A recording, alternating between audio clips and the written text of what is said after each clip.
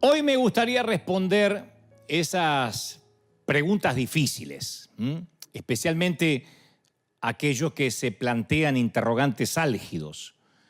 He sido generoso, pero Dios no me prospera, sigo endeudado. He orado por mi pareja, por mi matrimonio y todo sigue empeorando. Las ventanas de los cielos no parecen abrirse sobre mí. Y a mí me gustan las preguntas difíciles porque me obligan de alguna manera a buscar alguna respuesta.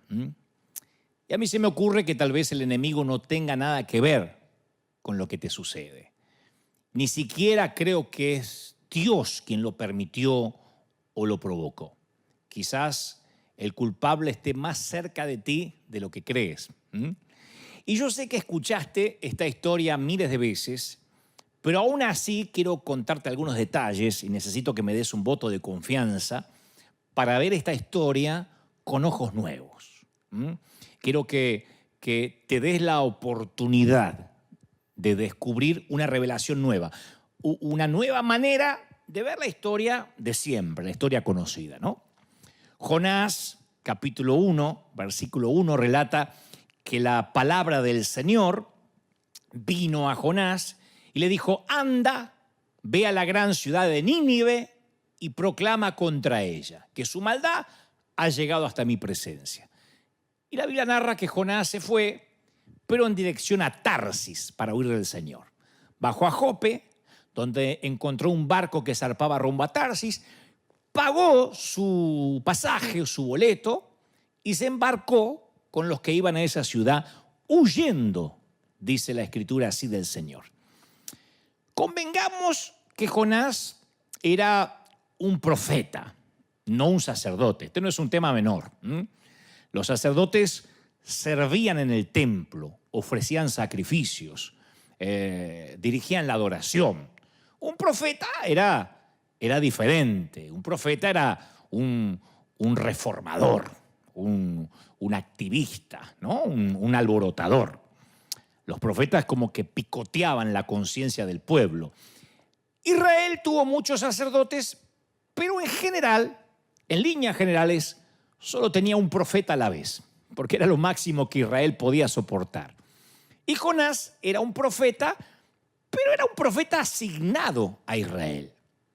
No tenía nada que ver con otros países. Las demás naciones no tenían las escrituras. Los demás países no tenían el templo. No sabían de sacrificios. No conocían a Dios. No sabían ni cómo lucía un profeta. Nínive era la capital de Asiria. Y en los siglos 7 y 8 a.C., Asiria era la gran potencia mundial del mundo conocido. Devoraba y escupía países a su antojo. Asiria ejercía el genocidio como política de Estado. Y cuando Israel fue dividido en dos partes, existía el reino del norte con 10 tribus y el reino del sur con solo 2 tribus. El reino del norte fue capturado, básicamente vaporizado y aniquilado por Asiria. Entonces Nínive era tan odiada que el profeta Nahum la llamó la ciudad sanguinaria, literalmente. Ese era el título, la ciudad sanguinaria. Nahum dice: ay de ti, ciudad sanguinaria, llena de mentira, de violencia, dice Nahum 3.1, ¿no? Tu rapiña no tiene fin, montones de muertos, cadáveres sin fin, describe el profeta. La gente tropieza con los muertos. Ese era el cuadro general de Nínive. De hecho, Nahum profetiza la caída de Nínive. Nahum 3.19 dice: tu lesión, tu herida, Nínive, es mortal. Todos los que se enteren de tu destrucción van a aplaudir con alegría. ¿Dónde se puede encontrar, pregunta el profeta Nahum, alguien que no haya sufrido con tu constante crueldad, Nínive? Entonces Nínive era muy odiada por su crueldad constante, que no acababa, crónica. Cuando sea destruida, dice Nahum, la gente va a aplaudir. Se va a poner de pie y vitoreará. Nahum dijo palabras fuertes, ¿no? Y condenatorias contra Nínive. Pero, ¿dónde crees que estaba Nahum cuando dijo todas estas cosas? ¿Dónde las predicó? En Israel. Él nunca se movió de Israel. Él decía las cosas desde Israel. No digo que, con esto no estoy desacreditando a Nahum. Digo que Nahum dijo todas esas cosas, pero sin moverse de Israel. Y en ese contexto llega la palabra del Señor a otro profeta, a Jonás. Y no le dice, predica desde Israel, cómodo. Dice, ve a Nínive, aprende a hablar el idioma asirio y decirles en la cara que están frente a mi juicio. Yo me imagino a Jonás diciendo, Señor, Nahum mandó indirectas. Nahum no se movió del templo. ¿No podríamos hacer un buen live desde acá? Conectamos las cámaras, yo salgo por el celular y que lo vean, que se haga viral. No. Dios le dijo, tienes que ir. Punto final. ¿Cómo llegó la orden? No sabemos. La Biblia no da luz respecto.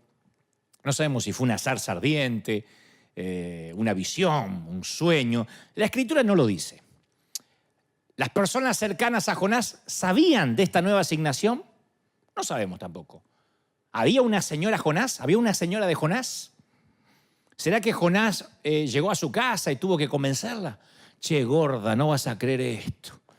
¿Qué? Tengo que ir a Nínive. Pero ¿por qué Nahum predica desde la casa y a vos te mandan a Nínive? Reclamá por el sindicato de profetas, que Nahum nunca se movió y vos tenés que ir a Nínive. Y bueno, gorda, mandó Dios, pero ¿cómo sabés que Dios? Pero estabas borracho. Capaz que hubo una discusión.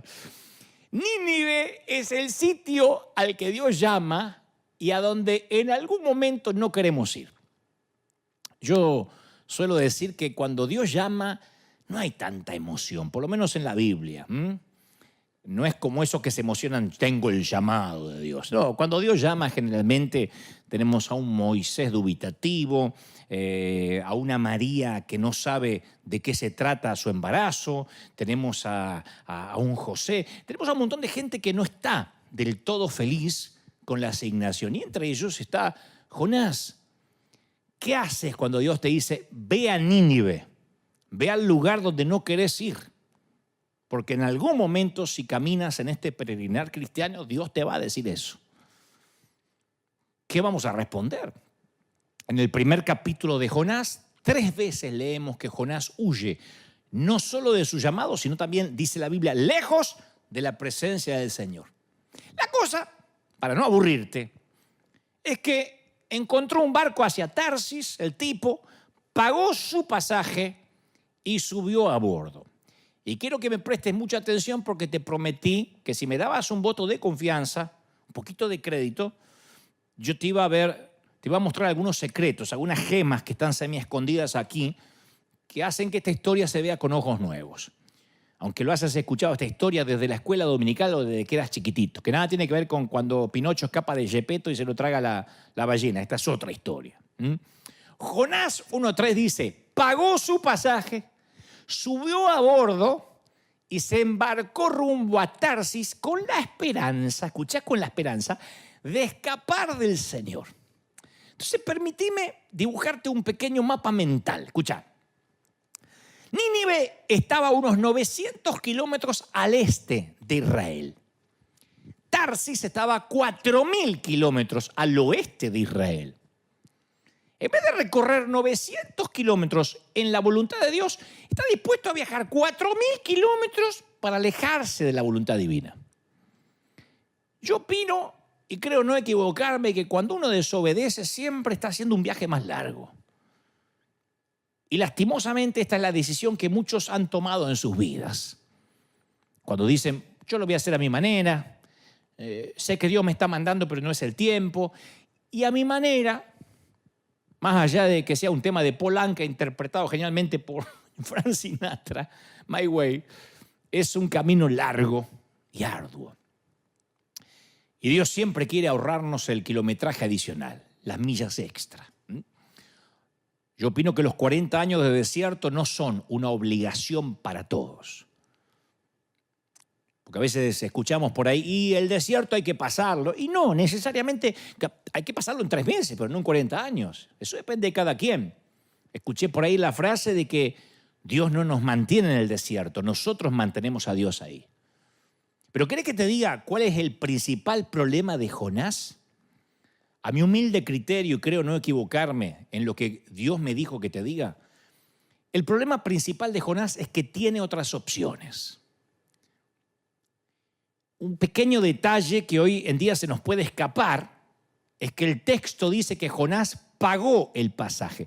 Y esto no es un tema menor, esto es algo importante. Porque en tiempos de Jonás, el dinero todavía era algo relativamente nuevo. El mundo antiguo todavía usaba la economía del trueque, ¿no? Y el dinero era tremendamente escaso entre el pueblo de Israel. Entonces casi nadie podía hacer lo que hizo Jonás, darse el lujo que se dio Jonás.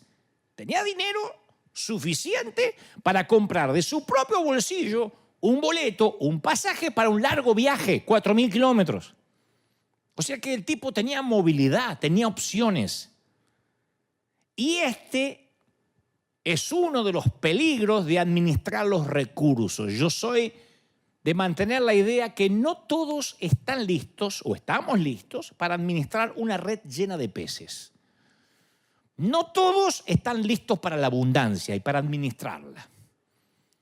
Mucha gente obedece a Dios mientras dependa del maná diario. En todos los sentidos, ¿no? Como dijo alguien alguna vez, Señor, revélame lo que va a pasar en 10 años. No, mentira, lo que vos querés es no tener que venir a mi presencia todos los días. Y eso en términos financieros opera igual. En cuanto Dios les hace el milagro de una pesca milagrosa, hay gente que inmediatamente cambia la red llena por el llamado. Se quedan con la red y desechan el llamado. Y por esa misma razón, hay gente que siempre va a vivir al día. Porque si tiene opciones, lo primero que sacrifica es su relación con Dios. Hay gente que no está capacitada para tener opciones. Me consta, yo conocí mucha gente que en su propio país servía a Dios día y noche, todos los días, era su motivo de vida servir al Señor. Que no se le ocurriría nunca mudarse de barrio si no está entre sus prioridades que le quede cerca de su iglesia de toda la vida. Y luego viajaron a otros países, llegaron aquí a Estados Unidos. Se le abrió una oportunidad de trabajo, le dieron el crédito, entraron al mundo de las tarjetas y el hilo más delgado fue su relación con Dios y la iglesia. Me consta. Gente que supo ser fiel en Colombia, en Argentina, en México, llegó a Estados Unidos y cambiaron las prioridades absolutamente porque en cuanto tuvo opciones, el hilo más delgado fue el Señor. Tengo que trabajar domingo, no hay problema, no me congrego.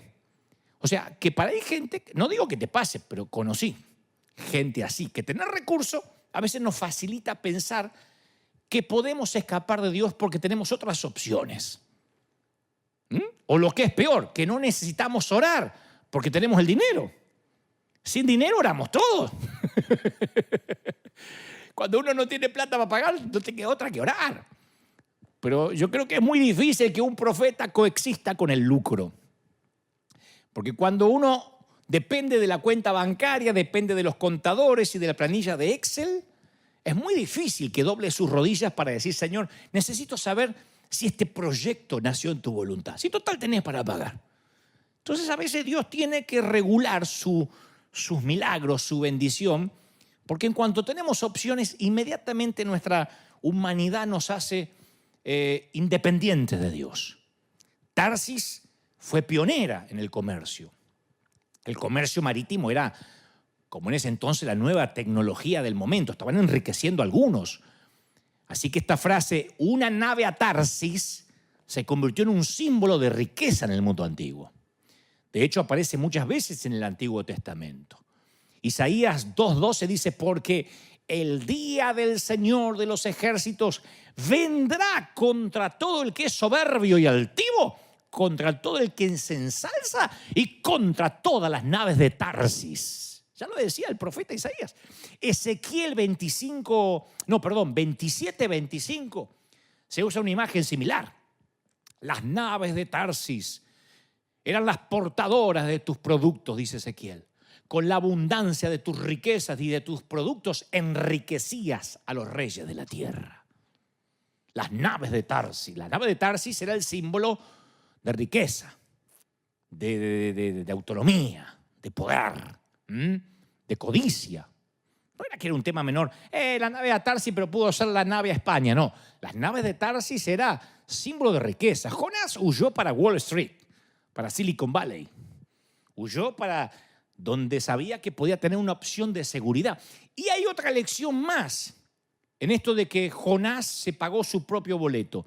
Cuando huimos, escucha, cuando huimos de la voluntad de Dios, siempre corremos con los gastos. Siempre. Cada vez que lo desafiamos a Dios, pagamos el transporte. Si iba a Nínive, Dios habría pagado el pasaje de Jonás. Tarsis, eso corría por cuenta del profeta. Muchos pagan un alto precio por su viaje a Tarsis. Por supuesto que yo también lo he pagado. Cuando Dios me decía que era para allá y yo iba para acá, ese costo lo tuve que pagar yo. Para Nínive, Dios habría pagado el transporte, insisto. Si uno obedece a Dios, Él siempre es un Dios informado que sabe cuánto cuesta una visión y provee lo que exige. Si uno se metió a construir como pastor un templo que Dios no te mandó a construir, y en vez de pensar en alma, uno se mete en un proyecto de 10, 20 años de poner ladrillo y poner una losa y poner el aire acondicionado y te metes en algo que Dios no te mandó, vas a quebrar la iglesia, te vas a meter con los gastos y Dios no va a bendecir ese proyecto que a lo mejor no nació en su corazón. No digo que esté mal, estoy poniendo un ejemplo. Puede ser lo mismo si alguien se mete en un proyecto misionero que Dios no lo mandó y empieza a pasar hambre y los recursos nunca llegan. La pregunta es, si estás corriendo vos con los gastos, ¿no será que no es la dirección? O sea, y no solo son los gastos financieros, hay gente que corre con los gastos emocionales, psicológicos, espirituales, incluso físicos, en meterse en algo que Dios no los mandó o en estar justamente en la dirección equivocada. ¿Qué hace mi gran temor siempre como líder? Antes de decir enviemos dinero a este país o vamos a meternos en esto, mi pregunta es, ¿Dios quiere? Porque yo no puedo correr con los gastos. Si no está Dios en la ecuación, yo soy pésimo como empresario. Jonás aprendió. Vos te pagás el boleto a Tarsis. Nínive, la casa paga. Nínive, invita a la casa. Tarsis, endeudate hasta la jeta. Y lo que es aún peor, cuando decidas regresar de donde Dios no te mandó, va a haber 4.000 kilómetros entre vos y el punto de partida, ni siquiera donde Dios te mandó, del punto de partida. Ni hablar de llegar a donde Dios te quería al comienzo. En otras palabras, vas a tener que hacer un viaje de regreso mucho más largo. Y yo conocí también gente, y yo también lo he hecho, no me voy a hacer el que orino agua bendita, yo también. Pero conocí también mucha gente torpe como yo, que en algún momento pretendió alejarse 4.000 kilómetros, no hablo de pecado, digo de hacer algo que Dios no nos mandó a hacer, y después queremos que Dios venga y lo arregle con un de repente. Eso es sorprendente en nuestro ámbito, ¿no? Padres que se desconectan toda una vida de sus hijos, que deja que los críe el iPad, que los dejan 7 horas mirando internet o empachate con Netflix y después los traen al altar y piden un milagro. Ore por mi hijo que me anda rebelde, Joel, Jonathan, Nabucodonosor. Pero si se desconectaste, ¿cómo Dios lo va a arreglar en un repente? 4.000 kilómetros de hacer las cosas mal. Conocí otros que nunca siembran nada, pero quieren la cosecha que no les corresponde. Si tuviste toda una vida para sembrar y no sembraste, ¿cómo vas a llegar a tu vejez ansiando una cosecha que no te pertenece en todos los órdenes de la vida? En afectos, en amor, ni hablar de finanzas. Nunca sembraste honra. Te fuiste de la iglesia dividiendo la iglesia, hablando mal del pastor, saltando por la ventana. Te pones tu propia iglesia y vas a pretender que tus miembros te van a honrar. No entiendo cómo no me crece la iglesia. Ya se midió. Yo conozco iglesias chiquititas así que se le dividieron 40 veces. Y si vas a la raíz, te das cuenta que el pastor nació de una división. Entonces pretende una cosecha de unidad donde no hubo una siembra de unidad. Si sembró división, difícilmente coseche unidad. Entonces, queremos que de repente Dios venga a arreglar años de hacer las cosas mal. Hacen las cosas de manera ilegal por años y quieren el milagro. Y escucha este axioma, este proverbio. Para mí es un tótem. Algo que yo lo tengo grabado en las tablas de mi corazón, atados a mi cuello. Jamás, nunca podemos pedir que Dios bendiga una mala construcción. Nunca. Nunca Dios puede bendecir una mala construcción, algo que se pusieron mal los cimientos, algo que las paredes están endebles. No podemos decir, Señor, me da la bendición. Dios no endosa malas construcciones. No viene y arregla en un repente años de hacer las cosas mal. No estoy diciendo que Él no te perdona, porque muchas veces hemos hablado de la gracia divina de Dios. No hablo de perdón de pecados, hablo de hacer las cosas mal por años, de ir en dirección contraria a donde Dios nos manda y después querer que de repente nos teletransporte a donde debimos haber estado. Y otro gran detalle a tener en cuenta, Dios no le impidió que Jonás se subiera al barco en Jope para Tarsis. Por eso es una falacia también decir, bueno, yo emprendo, ¿viste? Si no es de Dios, que me frene, que se traben las cosas. ¿Alguna vez escuchaste a alguien así? Si esto no es de Dios, que se empiecen a trabar las cosas. Como que Dios es el bombero que tiene que estar atento a que no metamos la pata. Mira, si no tengo que viajar, yo ya oré, que suspendan el vuelo, que pase algo, que esté cerrado el aeropuerto. No funciona así. No es esa prueba y error. Mira, yo me voy a meter con ella, ¿viste? Si no es la persona para mi vida, le pedí a Dios que sea ella quien me deje. Yo ya le dije, Señor, que sea ella quien me deje o que la descubra en una infidelidad. Yo escuché estas oraciones. Si esto no es para mí, que me despidan del trabajo. Sí, pero en este trabajo te obligan a mentir. Por eso, sí, yo sé que tengo que mentir, pero yo le dije al Señor, Señor, si no querés esto para mí, que me despidan. No es así. Dios no es un apaga-incendio. Es como el chiste del rabino que decía, mira, yo le tiro las ofrendas de la sinagoga para el cielo, ¿viste? Que se agarre lo que quiera y lo que cae para mí. No funciona. Pero Dios no impide que Jonás se meta en problemas. Como no te lo impidió a vos, ni me lo impidió a mí. Yo te puedo dar cátedra de las cosas que me mandé a hacer sin que Dios me lo pidiera. Muchas sí, otras no. Y Dios no me fulminó con un rayo, ni me quedé paralítico, ni me agarró un ACV. No, Dios me dejó que me alejara. Y el viaje de regreso ni te cuento. Y tuve que correr con los gastos. De todo tipo, emocionales, físicos. Dios no bendice una mala construcción. Pero si Dios dijo que es para allá, nosotros no podemos obedecer por aproximación. Bueno, me dijo que vaya al oeste y voy al noroeste. No. Dios se reunió con Jonás en medio de la nada para redireccionarlo. Dice, y Dios lanzó sobre el mar, me gusta esta parte porque sobre el mar un fuerte viento y se desencadenó una tormenta tan violenta que el barco amenazaba con hacerse pedazos. No sé si logras entender que esto no es una metáfora. ¿Sabes lo que es sentir que el barco, que literalmente la nave parece una cáscara de nuez y se va a romper? Y yo te pregunto, porque ya nos conocemos desde hace año y tres meses o desde antes incluso, algunos nos conocemos hace 30 años. Y si las circunstancias adversas en tu vida no tienen que ver con el enemigo, sino con malas decisiones que tomaste en algún momento, ¿lo pensaste? Capaz que decisiones que tomaste hace meses o años, décadas. Y eso desencadenó una tormenta sobre tu vida. Porque algunas tormentas duran años y años y años. Yo dirijo mi mensaje a los que están ahora aferrados en estribor al palo y dice, una tregua, por favor, vengo 10, 20 años remando. Y cuanto más fuerte remás, más te alejás de la orilla. Cuanto más luchás por unificar tu finanza, más te endeudás. Cuanto más te esforzás por restaurar la familia, peor. Y te digo algo entre nosotros. Escuchá, que quede acá. No creo que el diablo sea tu problema en este caso. Este mensaje va para los que están luchando contra el viento del Espíritu de Dios. Ojo, porque sea una tormenta no necesariamente proviene de Satanás. Porque aquí te estoy dando un ejemplo de un viento que Dios desató.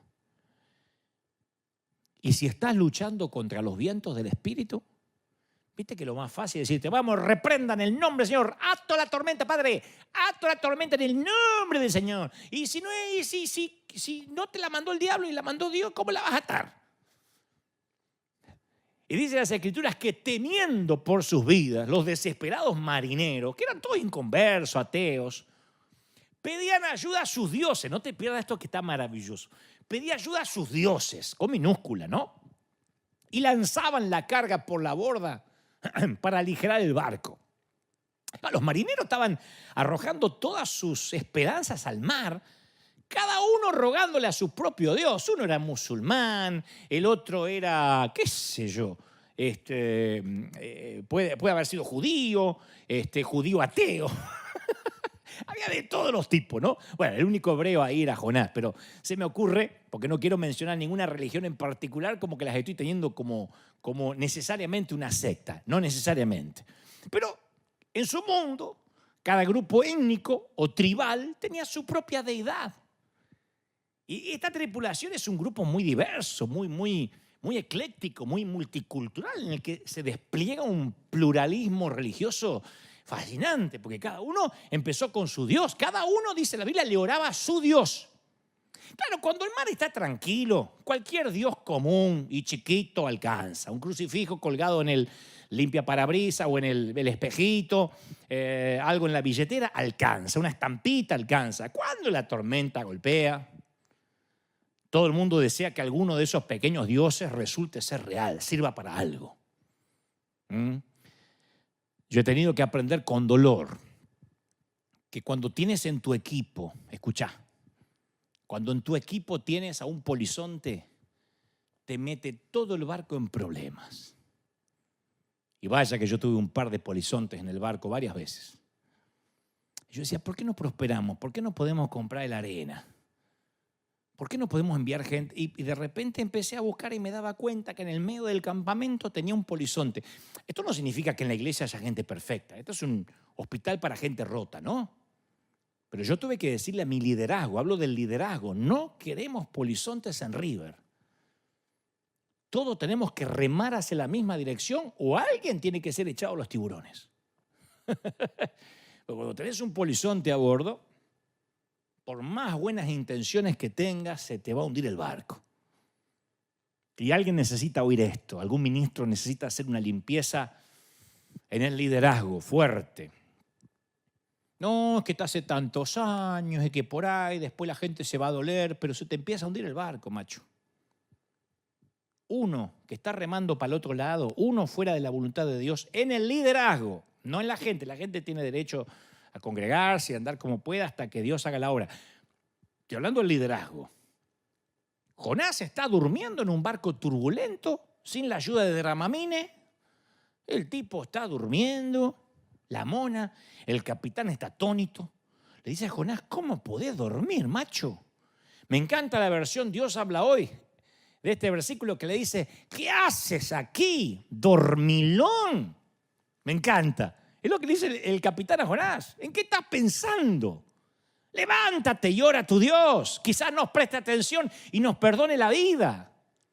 ¿Vos sabés que esto a mí me sorprende mucho? ¿Vos sabés que hay gente anestesiada a las aguas turbulentas? Anestesiada. Hay una tormenta alrededor y los tipos están como viviendo en vez de la Vía Láctea en Andrómeda, ¿viste? Se ve que la mamá no tomó suficiente ácido fólico en el embarazo, no le irriga agua al tanque y están, ¿viste? Aleluya, como que no se dan cuenta que hay que tomar el toro por las astas. A esta actitud es lo que en política se denomina bailar sobre la cubierta del Titanic, ¿no? Bailar sobre la cubierta del Titanic se usa por lo general cuando un gobierno hace caso omiso a las advertencias de riesgo, al Fondo Monetario Internacional, o asume una actitud de indiferencia una deuda externa gigante, refinancia mal una deuda, baila al compás de la orquesta mientras se desencadena la tragedia en la nación. Bueno, el barco de Jonás se parece mucho al Titanic, exceptuando el romance de Jack y Rose y la banda sonora de Celine Dion. Pero es igual. Y esto es la ironía. El capitán, escuchá, pagano y gentil del barco está pidiéndole al hombre de Dios que ore. El mundo pidiendo la manifestación de los hijos de Dios. El pagano hace lo que hacen los profetas. Actúa y hace un llamado a la oración. El pagano hace un llamado a la oración. Che, cada uno busque a su Dios. No entenderé mucho de esto, ni sé cuántos dioses hay, pero por las dudas, oren todo, alguno va a responder. Y el profeta hace lo que hacen los paganos, dormir cuando es el momento de orar y actuar. A mí me hace acordar mucho a lo que sucedió en algunos sitios durante la pandemia, pero no voy a explicar más. Si alguno entendió, y si no, pide que alguien le explique en casa. Los marineros echan suerte para identificar el problema, y la suerte indica que el problema es Jonás.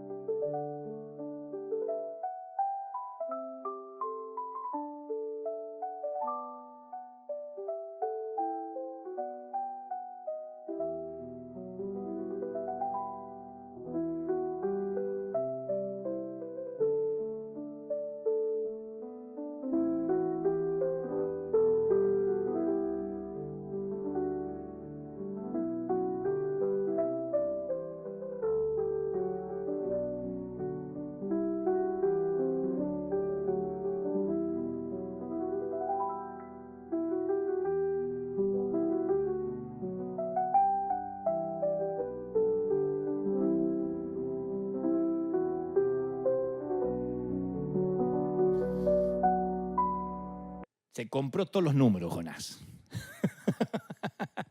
Se sortea quién va a tirar a los tiburones y Jonás se sacó todos los números. Los marineros le preguntan, ¿cuál es tu historia? Y Jonás responde, soy hebreo y temo al Señor, Dios del cielo, quien hizo el mar y la tierra. Y esto los aterroriza a los marineros.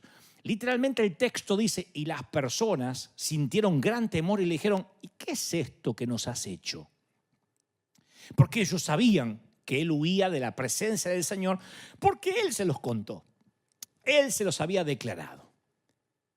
Entonces los marineros inconversos hasta este momento ven lo que puede hacer el poder de un Dios verdadero.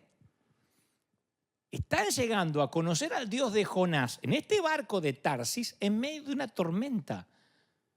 Y uno de los motivos por el cual creen en Dios es porque ven lo que Dios puede hacer con un cabeza hueca como Jonás. Y esta será una conversión masiva de ateos en medio de alta mar. Y es el fracaso de Jonás lo que Dios usa para acercar a estas personas a la fe. Increíble. Esta gente no se hubiese convertido nunca si no fuera por el cabeza hueca este que está en el barco. A veces la iglesia huye de Nínive y Dios abre una puerta en un barco a Tarsis en medio de una pandemia. A veces la iglesia se esconde y Dios abre una puerta rumbo a Tarsis. Acá hay un santo desobediente en un barco lleno de pecadores que ahora están temerosos de Dios. Y los marineros le preguntan a Jonás, ¿qué tenemos que hacer con vos? ¿Qué tenemos que hacer contigo para detener esta tempestad? Y el tipo, que está en su juicio cabal, será un dormilón, desobediente, pero sabe lo que hay que hacer. Dice, échenme al mar y volverá la calma. Jonás dice, lo mejor acá es el suicidio. O mejor dicho, que me maten estos, ¿no? La eutanasia. Jonás dice, termino acá. Ni siquiera voy a ir a Nínive, obviamente, porque no quiero ir, pero por lo menos termino mi vida como un mártir. Yo sé que soy el único culpable de esta terrible tormenta. Y sorprendentemente los marineros no lo hacen, por lo menos en primera instancia. La Biblia dice que los marineros remaron con más fuerza para llevar el barco a tierra, pero la tempestad era tan violenta que no lo lograban. Escucha, a mí esto me partió la cabeza, me voló la tapa del cerebro. La vida de estos tipos estaban en peligros, pero no quieren sacrificar la vida de este hebreo desconocido. Es asombroso porque estas son las escrituras hebreas. Estos marineros en el barco hacia Tarsis tienen más compasión, más humanidad verdadera con el profeta hebreo que la que tiene el profeta hebreo con la gente de Nínive. Tienen más gracia estos tipos que se acaban de convertir, que acaban de conocer a Dios, más gracia que él, que tiene años de caminar en fe. Y a veces Dios tiene que darnos una buena cachetada, una buena bofetada, para demostrarnos que en ocasiones hay más gracia entre los inconversos que en nuestras propias iglesias. Como dice allí Ávila, si no dice gloria a Dios, diga ay. Por eso tenemos que ser muy cuidadosos al juzgar quiénes son los buenos, quiénes son los malos, quiénes están del lado de Dios y quién no está del lado de Dios. Porque a Dios le fascina cerrar bocas de los creyentes jueces o que se consideran jueces. Ahora dice la Biblia, y esta es una de las cosas que se escapan, claro, porque como está todo lo del pez y esas cosas, hay detallitos que se nos pasan por alto, pero es fascinante. Ahora los marineros tienen una reunión de oración.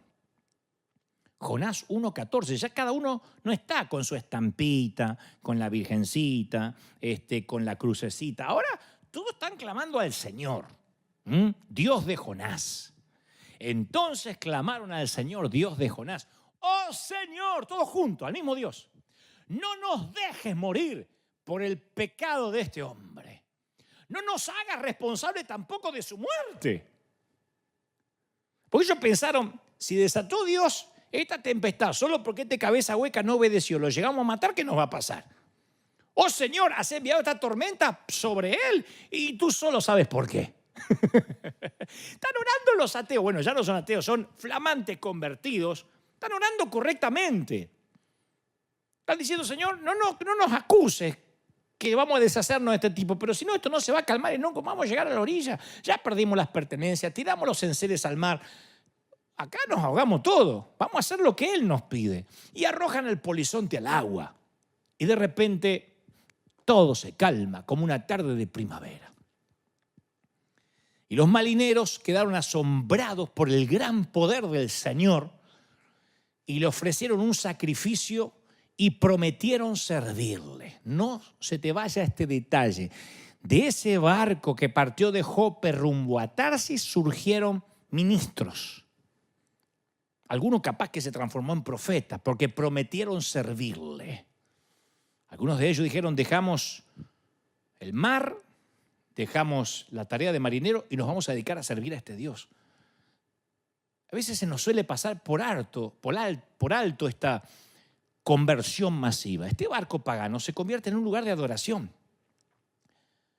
La nave que iba a Tarsis se convierte en un templo de Dios. Resulta que los marineros de este barco no son actores secundarios de la historia como creíamos. No se trata de un grupo de extras desechables en una historia sobre Nínive y un pez. Resulta que la historia de Dios es tan grande que también es una historia acerca de Tarsis. La puerta que Jonás le cierra a Dios se transforma en una puerta que Dios le abre a los marineros. Y encima el profeta no pudo disfrutar de la conversión de los marineros, ni se enteró. Ni siquiera lo supo. Estaba demasiado ocupado dando brazadas en el agua. Hay gente que dice, yo sé que no le estoy obedeciendo a Dios en la siembra, en los diezmos, pero por lo menos estoy sirviendo. Si yo estuviera mal con Dios, Él no me estaría usando. Si me usa es porque debo estar bien. Nunca te olvides esto. Dios te va a usar aunque seas un polizonte. El endoso de Dios, cuando te usa, no significa que aprueba necesariamente lo que estás haciendo. A veces nosotros pensamos que el respaldo de Dios es lo mismo que la aprobación. Y acá Jonás está desobedeciendo y sin embargo es un canal de bendición, pero eso no lo valida, eso no lo redime. Si crees que sirves a Dios y porque estás sirviendo, seguramente es que estás yendo necesariamente a Nínive, estás equivocado. Capaz que estás sirviendo a Dios en la iglesia, estás haciendo un montón de cosas y te estás yendo para el otro lado. El evangelio tiene que ser predicado. Y si Dios tiene en su mente salvar a los marineros de la nave que va a Tarsis, va a usar hasta un burro desobediente. Pero eso no te redime. Eso no te salva que te tiren del barco en algún momento. Y me fascina el resto de la historia. Dice, el Señor por su parte dispuso, lo diré otra vez, dispuso un enorme pez para que tragara a Jonás, quien pasó 3 días y 3 noches en su vientre. Nos dice que Dios creó un gran pez. Hace poco estaba leyendo una nota que realmente alguien fue tragado por una ballena hace relativamente poco y dijo, pensé que no iba a volver a ver a mi familia. Así que esto no es una fábula. Dios dispuso uno. No hizo un pez especial solo para Jonás. Lo importante es que el animal hizo lo que el profeta no hizo. El pez obedeció a Dios. De modo que el viento, el mar y el pez obedecen a Dios. Dios puede disponer de una quiebra, de una enfermedad, de una pandemia. Dios puede disponer del diablo si lo necesita. Cuando Dios manda, hasta el diablo obedece. Así que esta palabra dispuso podría traducirse también como le encargó, comisionó. Es una palabra gubernamental. Es lo que haría un rey si estuviera designando un embajador, ¿no? Un mensajero o lo que fuera. Dios llama al pez y le dice, hey, te tengo un viaje de Uber. Ahí te mandé las coordenadas de donde tenés que recoger a Jonás. Y esto es importante, ¿eh? Escúchame.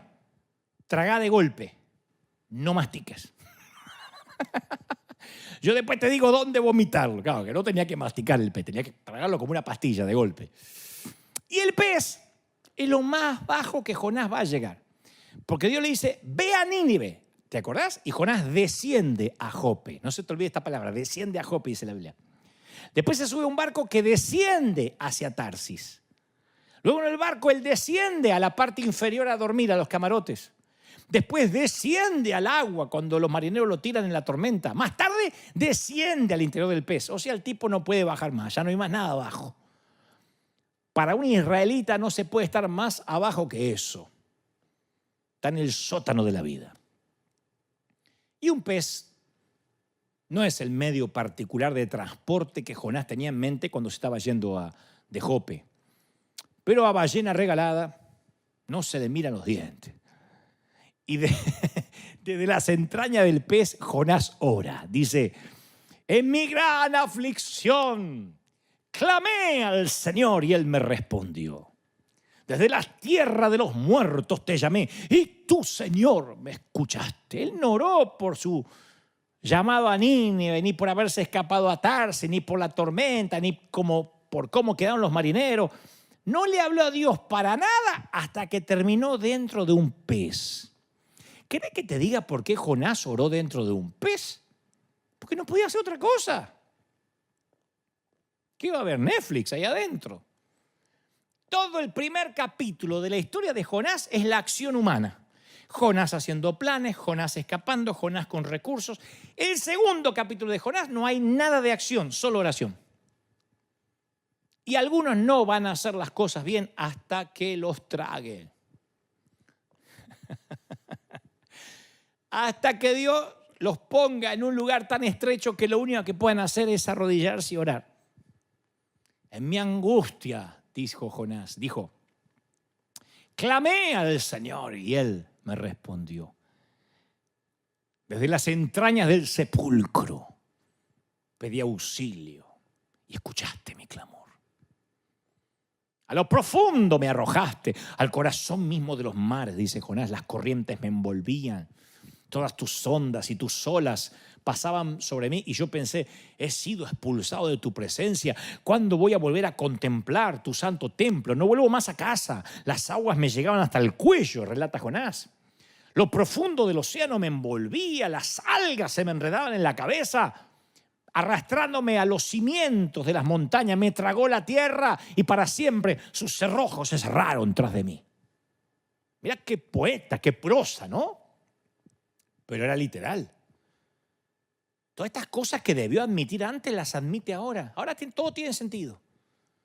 Y dice Jonás, algo que es para darle un premio. Me acordé del Señor. ¿Cómo te acordaste? Dentro de un pez te acordaste del Señor. ¿De verdad? ¿En serio?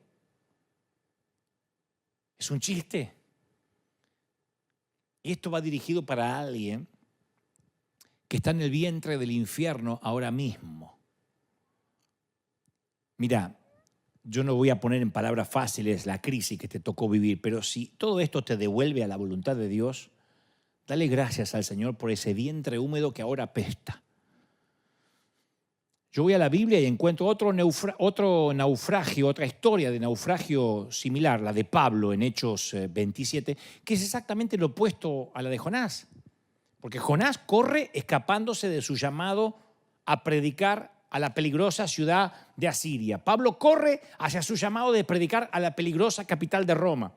La presencia de Jonás en el barco pone en peligro a todos los marineros. La presencia de Pablo en el barco es la salvación de todos los marineros. ¿Cuál es el secreto? La obediencia.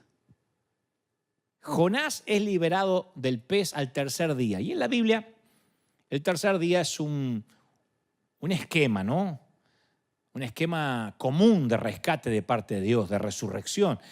De modo que si uno no conoce la historia, esperaría que Jonás viva un evento espectacular de rescate, una visitación del ángel Gabriel, la vuelta a casa en un carro de fuego, la teletransportación instantánea. Pero no es lo que sucede. Jonás 2:10 dice, entonces el Señor dio una orden y el pez vomitó a Jonás en tierra firme. Le agarraron las arcadas al pez, ¡plac!, y lo lanza. Yo me pregunto siempre por qué los traductores de la Biblia a nuestro idioma no eligieron una palabra más decorosa, ¿viste? Más eclesiástica. Digo, para no decir vomitar. Quizás porque la palabra hebrea todavía es más gráfica que lo que es la palabra vómito en nuestro idioma. Y el autor quiere asegurarse de que el lector entienda lo que pasó. Jonás no fue transportado por un ángel, a pesar de que se arrepintió. No es un personaje heroico cubierto de gloria, es una figura ridícula que ahora está cubierta de cóctel de camarón, aderezo de atún. Jonás parece un personaje de comedia. Algunos estudiosos han dicho que esta historia posiblemente, no, tiene que ser una fábula. No, el propio Jesús redimió la historia cuando dijo en Mateo 12:40, así como Jonás estuvo en el vientre del gran pez durante 3 días y 3 noches, el Hijo del Hombre estará en el corazón de la tierra durante 3 días y 3 noches. Lo dijo Jesús. Jonás obtuvo un viaje de vuelta a la voluntad de Dios. Dios le dio gracia, fue bueno y le regaló un boleto de regreso. Pero vas a viajar donde Dios quiera. No fue un regreso cómodo. Cuando hay que volver por las malas, a lo que Dios te pidió por las buenas hace tiempo, no vas a elegir el transporte. No podemos subir hacia Tarsis para evitar obedecer a Dios y luego esperar tener un viaje de vuelta fácil. Te podés casar con quien vos quieras y esperar liberarte con un de repente. No podés emprender un trabajo que Dios no te mandó a trabajar y esperar que del cielo te levante una mañana y el milagro pasó. Este es un principio que a menudo olvidamos. Es la parte del proceso que no queremos. Fallamos y después queremos un ajuste menor para que todo funcione como antes. Hay gente, como dije hoy, que espera que todo sea maravilloso de nuevo solo porque dijeron, I'm sorry, ay, perdón, ya pasé al altar y pedí perdón, ¿qué más? Bueno, hay que arreglar 10 años, 20 años de hacer las cosas mal. No podés irte en otra dirección sin recibir unos cuantos golpes en el viaje de vuelta. Es más, cuanto más permanezcas en ese barco rumbo a Tarsis, más largo y agitado va a ser el viaje de vuelta. Yo quisiera decirte, no, esto es un instante. No estoy hablando de perdón, digo de las consecuencias. A ese viaje se le llama consecuencias. Consecuencias. Y fíjate que Dios no actuó hasta que Jonás se acordó de él. Ahí Dios le ordenó al pez que vomitara a Jonás en tierra seca. Che, 3 días tardás en acordarte de Dios adentro de un pez, ¿de verdad? 3 días para decir, me acordé de Dios. Es duro el tipo. Al menos el pez dijo, me deshice del problema. Vos podés ir directo a Nínive la primera vez que Dios te llama, o podés dejar que Dios te lleve hasta allá. Consejo que no me pediste. Si Dios es el que tiene que llevarte, va a ser un viaje húmedo y horripilante. Y hay gente que a veces no lo entiende hasta el segundo matrimonio, el tercer matrimonio. Hay otros que no lo entienden hasta los 50, cuando pudiste haberlo entendido a los 20. Hay gente que no lo entiende hasta que se mudó de la 6ª iglesia, que ya se cambió.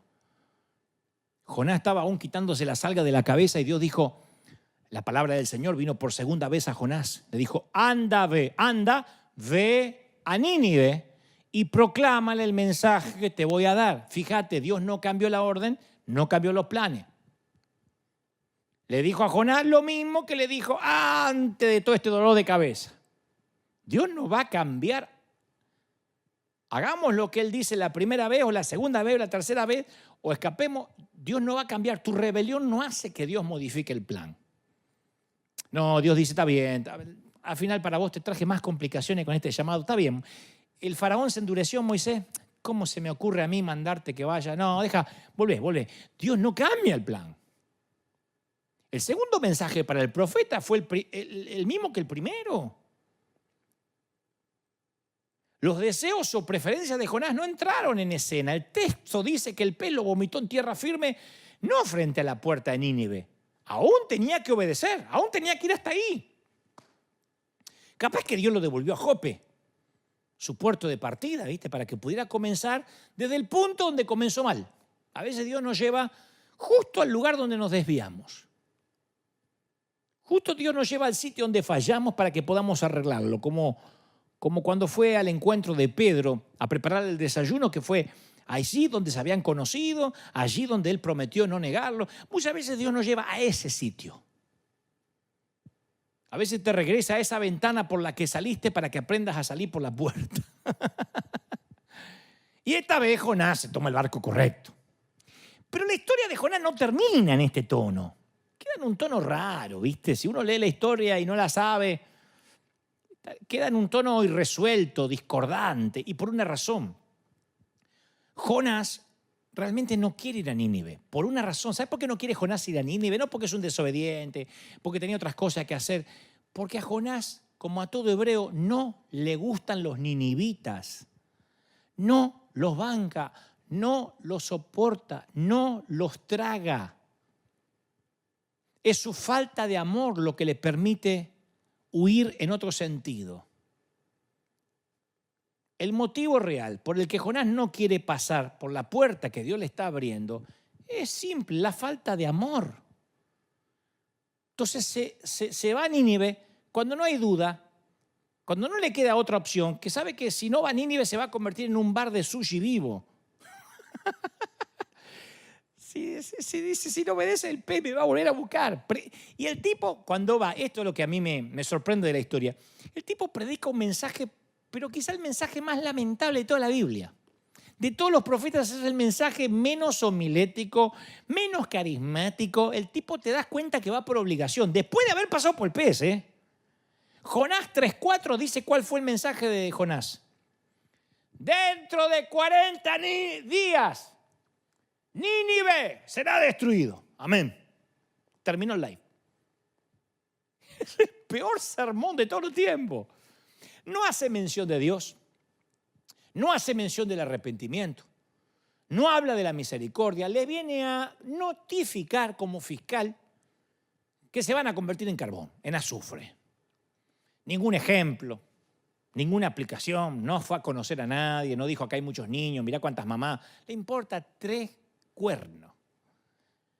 No le pone ningún esfuerzo. Lo hace por hacer. Ya pasó por el pez, pero todavía no puede amar a esa gente. A mí me hace acordar lo que escriben. Dante, ¿cuándo vas a hablar de la venida de Cristo y que todos se van a ir al infierno? Pero no hay amor ni compasión, ganas de disfrutar que todos se vayan al infierno. Y entonces sucede lo más extraño de todo. Por eso la historia se pone buena. Casi con tonos de comedia. Dios tiene más gracia y favor que aquellos que predicamos su nombre, obviamente. Dios no solo le tuvo paciencia a la rebelión de Jonás, sino que lo reincorporó a su ministerio como profeta. Ojo, tampoco es un tema menor. Por mucho menos que esto, algunos no lo dejamos pasar ni por la vereda de la iglesia. Dios lo reincorporó. Por cosas menores que esto liquidamos a alguien por internet. Yo creo en la reincorporación de los hombres y mujeres de Dios que fallan. Yo lo creo. Pues yo soy el producto de la gracia. Yo soy el producto del favor, de las oportunidades. Si por cada metida de pata a mí me hubiesen sacado, yo, entre otras cosas, no estoy acá. Lo discutiremos en otro momento, en otro mensaje, pero yo creo en la restauración, incluso para a un ministro caído. Vale más restaurar a un ministro que cayó que empezar con uno nuevo. Yo no quiero perder toda esa experiencia, todo lo que vivió con el Señor, porque tropezó. Es un soldado herido que a mí no me conviene rematar, me conviene sanarlo. Dios puso, además de restaurarlo en su ministerio, Dios puso en manos de Jonás uno de los avivamientos más grandes de la historia humana. Dios conmocionó a esa ciudad malvada desde el palacio del rey hasta el corral de las ovejas, literalmente. El mensaje de Jonás, aunque era escueto, un poco díscolo, sin mucha gracia, llegó a las altas esferas del gobierno. El rey mismo, dice las Escrituras, se vistió de cilicio y ordenó que cubrieran con ceniza todo el que se moviera en Nínive, todo, hasta los animales. Estas personas malvadas clamaron a Dios en arrepentimiento, al igual que lo habían hecho hace unos días los marineros que estaban yendo a Tarsis. ¿Qué hace Dios? Su carácter no cambia. Dios perdona a la ciudad. Lo cual nos enseña que nuestra idoneidad o la falta de capacidad nunca es un problema cuando Dios abre una puerta. El peor predicador puede hacer que la gente se convierta si el Espíritu Santo obra. Dios ve el arrepentimiento de Nínive, se llena de compasión y dice, sí, los voy a perdonar. Jonás 3:10 dice, cuando Dios vio lo que habían hecho y cómo habían abandonado sus malos caminos, cambió de parecer. ¡Ja! Y Jonás, que ve todo eso, uno piensa que se va a emocionar el tipo. Predicó mal y encima predicando mal se convirtió en todo. Pero dice la Biblia que todo esto a Jonás le pareció lamentable. Qué lástima. Qué lástima. Qué lamentable. Qué lamentable. Con cara religioso. ¿Viste los que te dicen? Qué lamentable. Qué lástima. También aparecen muchos ahí en internet. Qué lástima. Le cayó muy mal. Se enojó mucho. Jonás no puede aceptarlo. Ahora Jonás no puede dormir. Él mira a Nínive arrepintiéndose, perdonada por Dios, y dice, y esto desagradó grandemente a Jonás, muy grande. Se calentó el tipo. Lo que es buenísimo para Dios, la gracia para Nínive, es muy malo para Jonás, porque no deja de ser un religioso sin recuperar. Jonás 4:2 dice, entonces Jonás le reclamó al Señor.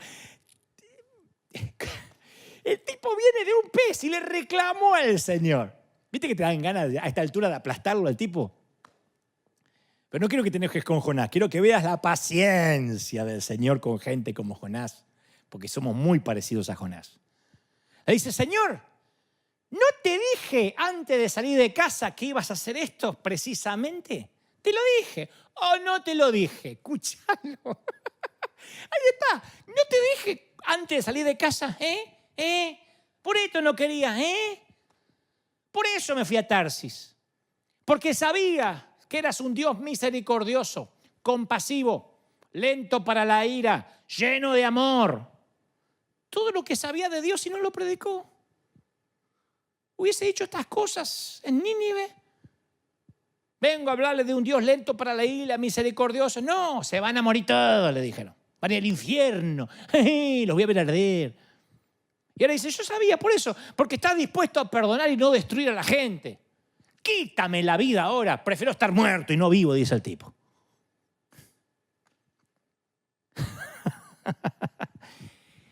Entendelo, Jonás. Jonás dice, es que yo quiero predicar al Dios de la sanísima doctrina. Yo amo al Dios que condena, a los que no piensan como yo. Me encanta el Dios que condena. Ese Dios que te dice, ¡ja, ja, algo habrás hecho! Entendeme, yo quiero predicar al Dios de los poquitos en la iglesia, pero santos, Somos poquitos, pero yo prefiero poquito y calidad antes que cantidad. Aleluya.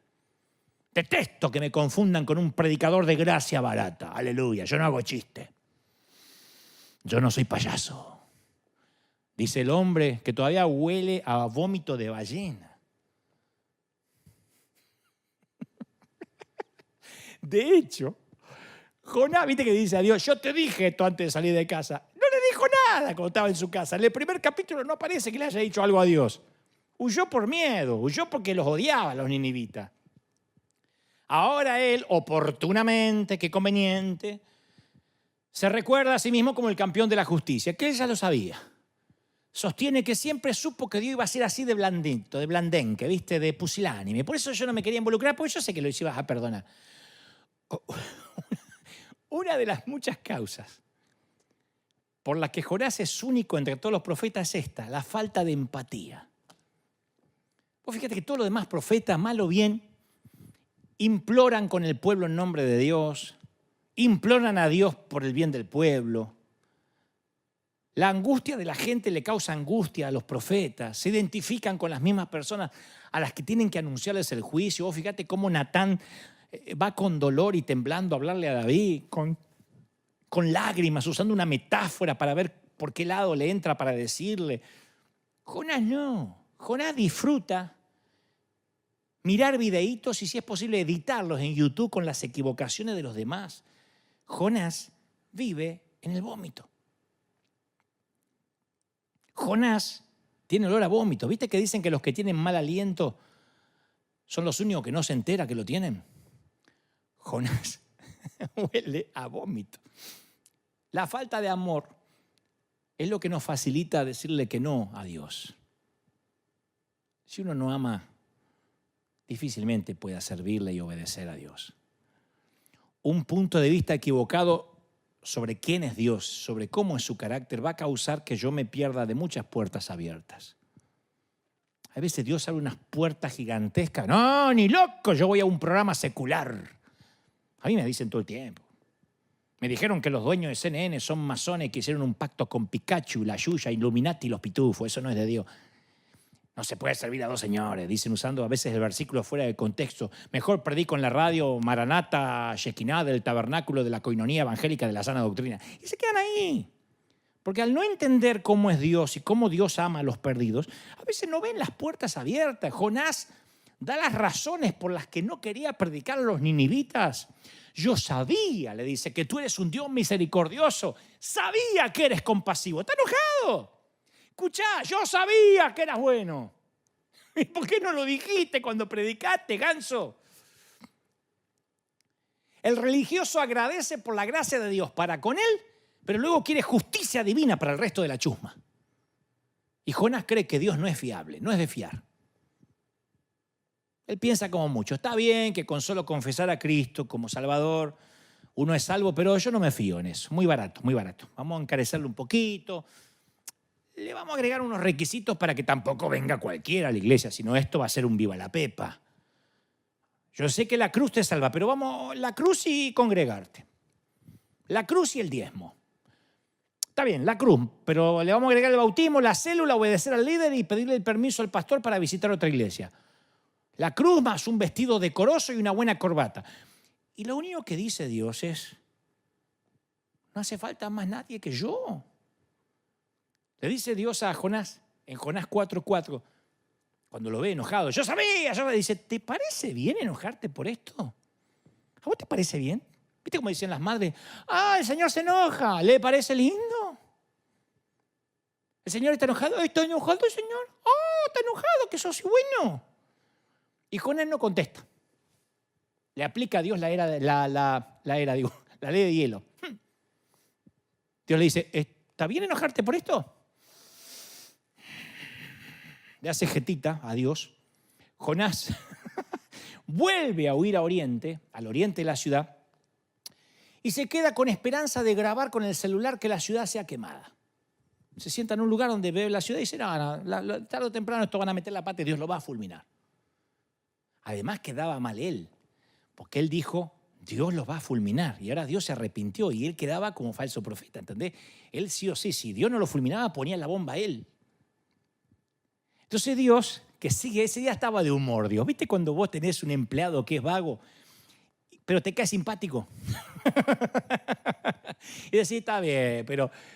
Y entonces te tomás con humor. El Señor proveyó una planta frondosa que creciera ahí donde Jonás se sentó, que extendió sus hojas sobre la cabeza de Jonás y lo protegió del sol.